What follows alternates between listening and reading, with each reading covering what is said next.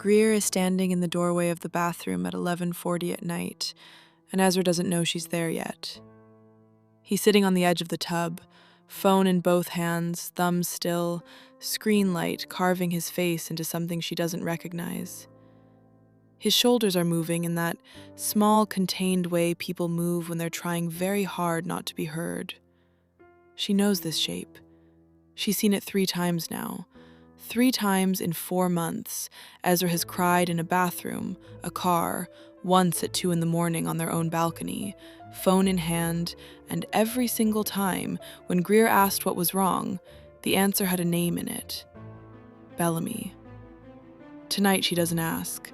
Tonight she just watches him wipe his face with the heel of his hand, set the phone face down on the bath mat, like it did something to him, and walk past her into the bedroom like she's furniture. He says goodnight. He says it warmly. That's the part that gets her. There's no guilt in it, no flinch, like this is just Tuesday. Here's what you should know about how they got here, because none of this started as a red flag. It started as the opposite. Grier met Ezra 2 years ago at a mutual friend's engagement party, and what she remembers most isn't how he looked, it's how he listened. He asked her 3 questions before he told her anything about himself. He remembered the answers a month later. Grier had spent her 20s dating men who talked over her to fill silence, and Ezra filled silence by leaning into it, waiting, actually curious what she'd say next. She fell for him slowly and then all at once, the way people do when they've been underfed for a long time and someone finally offers them a full meal. And for a year, it was easy, genuinely, unremarkably easy. He proposed on a Sunday morning in the kitchen, no production, just her name and a question, and she said yes before he finished asking. The thing about Bellamy came up early, in the way these things always come up early if you're paying attention. Ezra mentioned her the second week they dated. An ex, 4 years together, ended almost 2 years before he and Grier met. He said it the way people describe old injuries. Healed, but he still remembers the weather that made it ache. Grier didn't think much of it. Everyone has a Bellamy. Everyone has someone whose name still has a little weight on it. What she didn't clock, not then, not for a long time, was how often the weight showed up. A song in a grocery store, a restaurant they used to go to, still on his phone in his saved places, never deleted. A birthday, hers, that Ezra remembered out loud once, unprompted, and then looked immediately embarrassed that he'd said it. Small things, forgivable things, one at a time. But you weren't watching one at a time. You were watching a pattern, and Grier was standing too close to it to see the shape.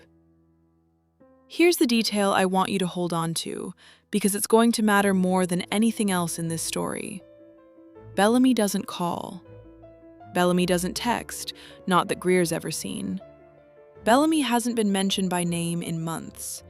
And still, 3 times in 4 months, Ezra has cried over her in rooms he thought were private. That's not a woman haunting a relationship from the outside. That's a man who never actually left. The next morning, Grier is making coffee when she goes looking for Ezra's charger in the drawer by the door. The junk drawer. Batteries and rubber bands, and a spare set of keys nobody's used in years. And that's where she finds it. Small, brass, worn smooth on one edge like it's been carried in a pocket a long time. A key. Not to their apartment, not to his car, not to his parents' house, not to anywhere Grier's ever been. She doesn't ask him about it. Not yet. Because underneath it, folded twice, is a piece of paper with an address on it. An address Grier has never heard him say out loud, in an apartment complex across town she's certain she's never visited. She's about to find out exactly whose name is on that lease. And once she does, 4 months of small, forgivable things are going to stop looking like grief. They're going to start looking like a decision he's been making, quietly, every single day, without ever telling her he was still choosing. Grier doesn't confront him with the key. She puts it back exactly where she found it, folds the paper along its own crease, and spends the whole day carrying it like a stone in her chest.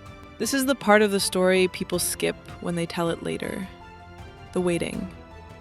The choosing not to ask yet. Grier isn't naive, and she isn't a coward. She's someone who has learned, the hard way, that the first question you ask when you're still shaking rarely gets you the real answer. So she waits. She watches. She lets Ezra think nothing has changed.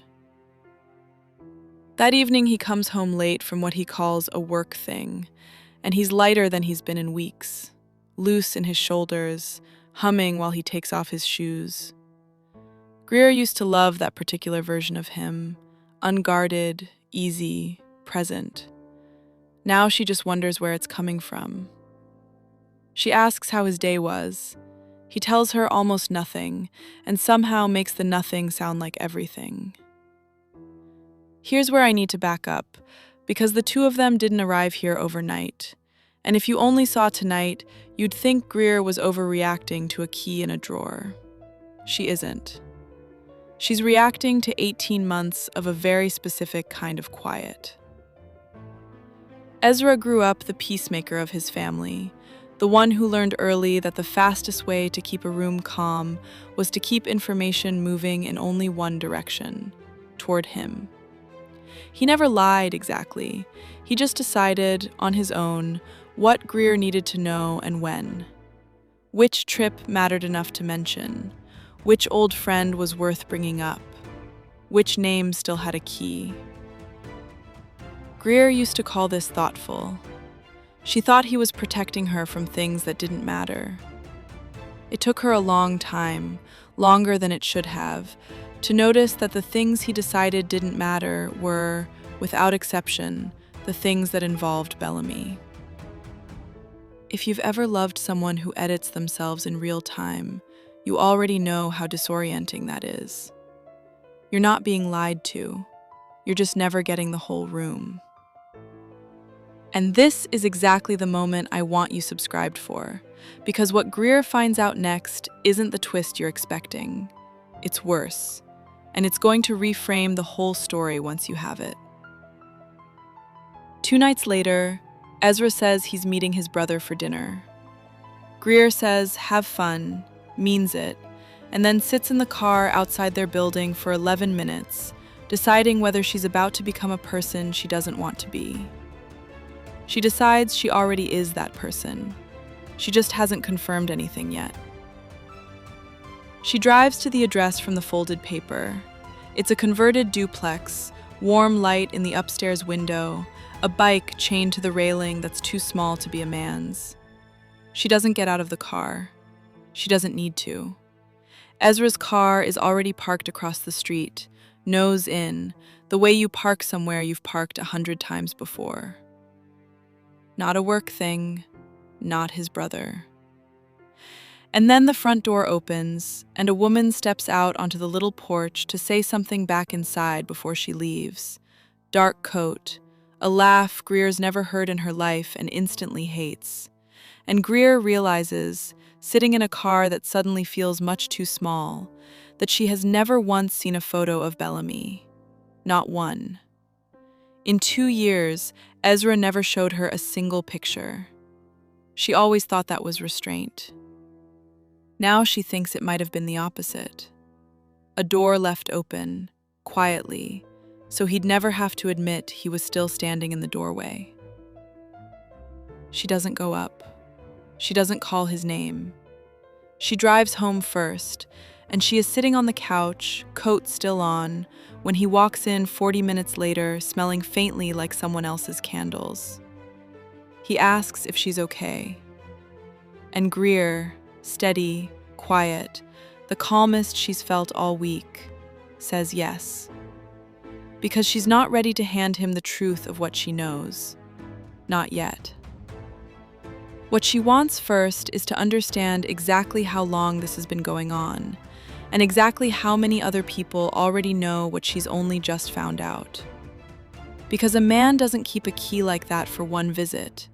He keeps it because somewhere, without ever saying it out loud, he's already decided he isn't finished. Grier doesn't ask Ezra anything for 4 more days. She spends them differently than she expected to. Not raging, not crying in the shower where he might hear her. Watching. Really watching. The way you look at a photograph you've walked past 1,000 times and finally let yourself see. And once she starts looking on purpose, she can't stop finding things. The way he angles his phone away from her now, not dramatically, just a few degrees, a habit so practiced it barely registers as a choice anymore. The way he started taking calls in the stairwell instead of the living room. The way, when she mentions wedding planning, he changes the subject to something logistical. Caterers, dates, anything that isn't feelings. With a speed that used to read as focus and now reads as flight. She calls Ezra's college roommate, a man named Halloran, who's known him longer than she has, under the excuse of asking about groomsmen duties. She isn't proud of the excuse. She uses it anyway. And Halloran, 3 sentences into pleasantries, says something that stops her cold. Is this about Bellamy again? Again. Grier asks what he means by again, keeping her voice light, curious, not accusing. And Halloran, who clearly thinks she already knows more than she does, tells her that Ezra and Bellamy never fully stopped. Not cheating exactly, not in any way you could point to and name, just an ongoing tenderness neither of them ever closed the door on. Dinners that turned into hour-long conversations, a habit of checking in during anything hard. Halloran says it like it's common knowledge, like everyone in Ezra's life has simply agreed not to mention it to her. Everyone but her. If you've made it this far, drop a comment for me, because I want to know, at what point does "we never fully close the door" stop being nostalgia and start being a second relationship nobody agreed to? Grier hangs up and sits with that question longer than she wants to admit. Here's the reveal I need you to have before she does, because this is the moment that changes the entire shape of the story.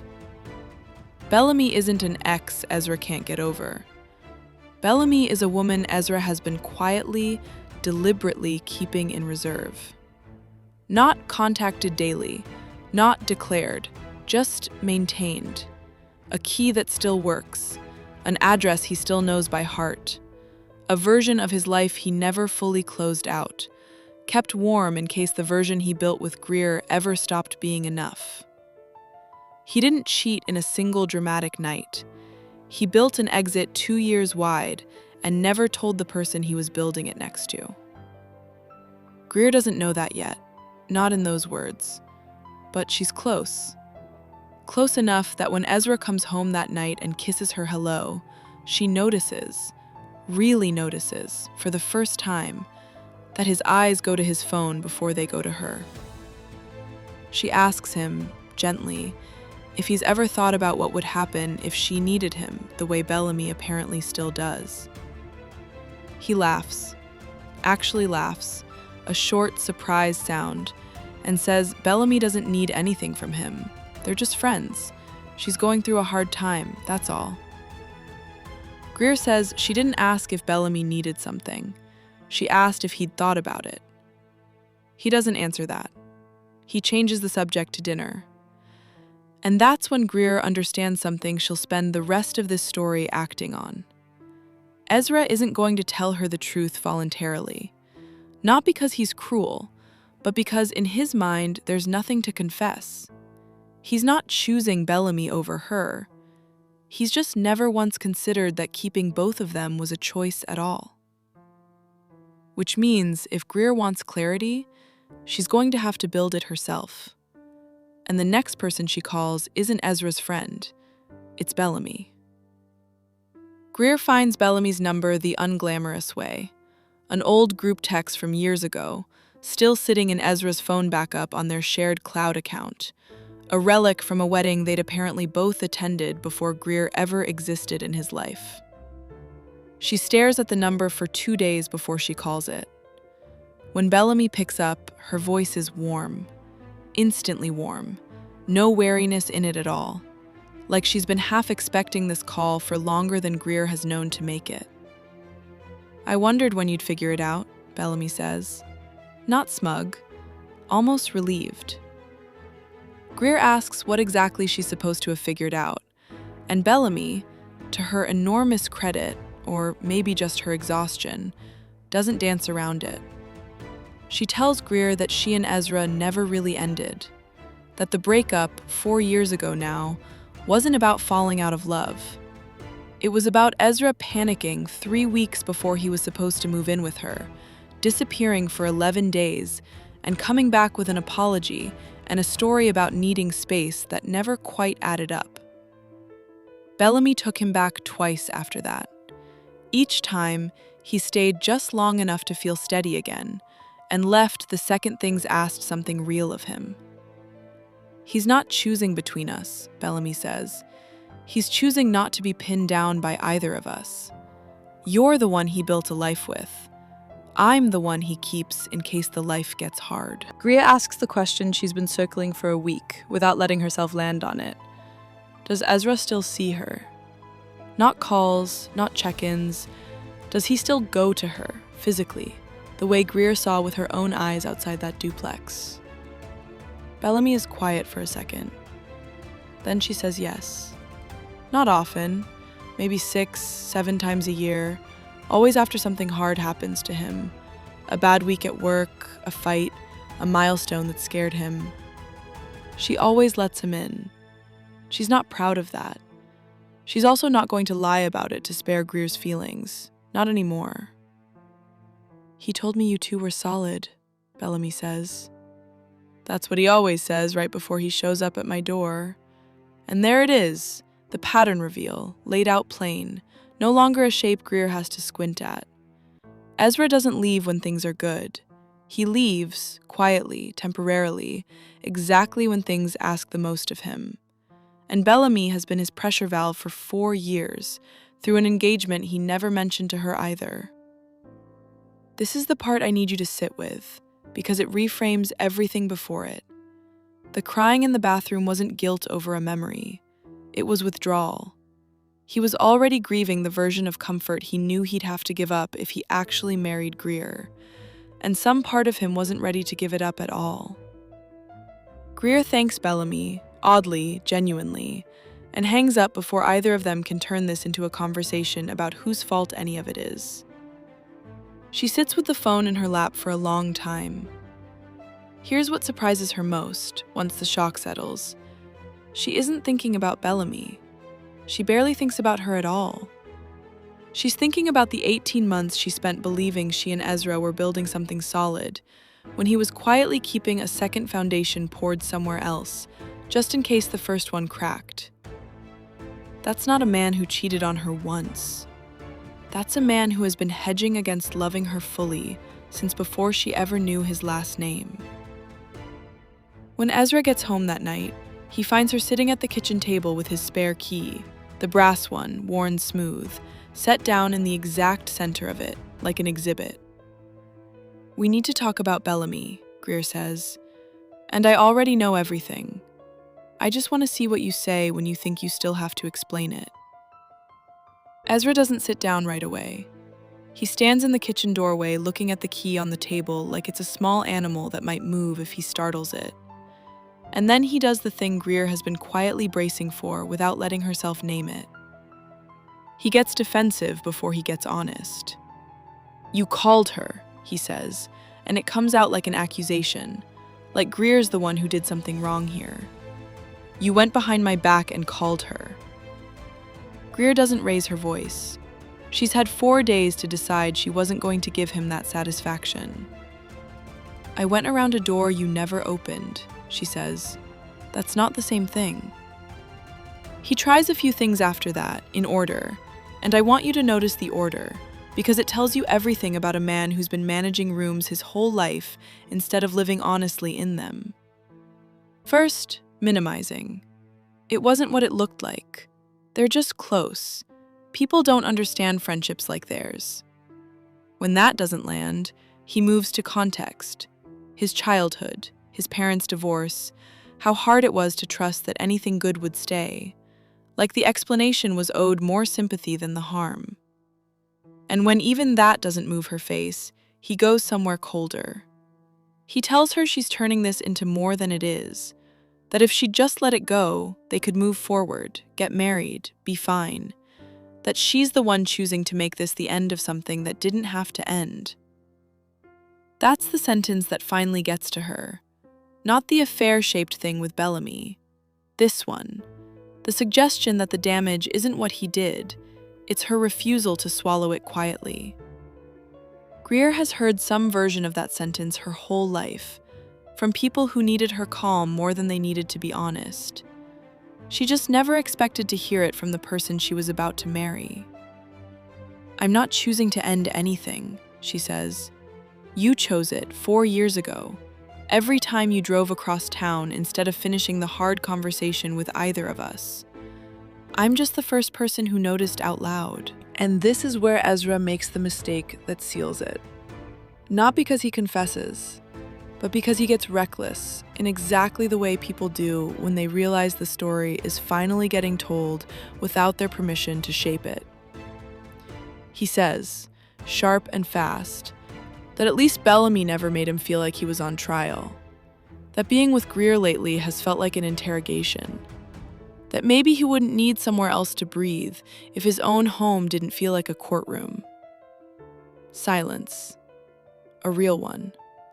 The kind that changes the temperature of a room. Grier looks at him for a long moment, and something in her face settles. Not breaks, settles. Like a decision arriving somewhere it's been circling for a week. "You just told me," she says quietly, "that the problem was never Bellamy. It's that I expect things from you at all." He opens his mouth to walk that back. She doesn't let him. "Don't," she says. "You already answered."